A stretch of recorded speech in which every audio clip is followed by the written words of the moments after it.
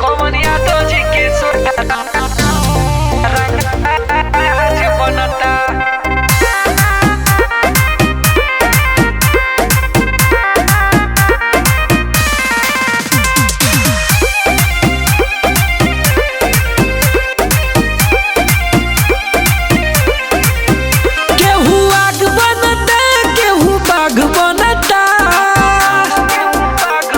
कौन हो केहू आग बनता केहू बाघ बनता कौन यादव जी के सोझा रंगा बाज बनता झूठो एरिया के अपन सरताज बनता कौन यादव जी के सोझा रंगा बाज बनता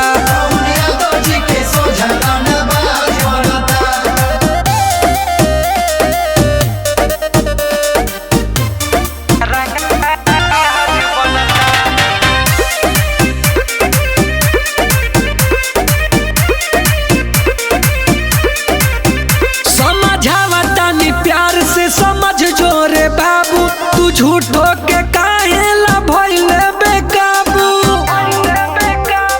सो जदी भीड़ोगे सोझा तो झेला जाओगे कहियो मिल गया मौका तरेला जाओगे बाटी खाए भर मांस नहीं बाज बनता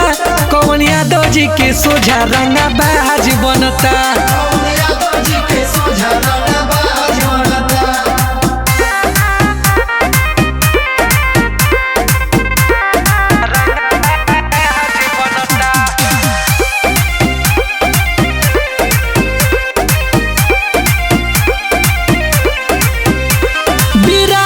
के हमारा विरासत के कहानी ते लगबे त याद तोरे आई जाई नानी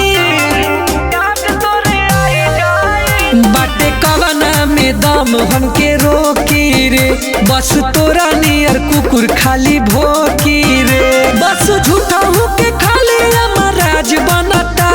कौन हीरे के सोझा रंगा बाज बनता।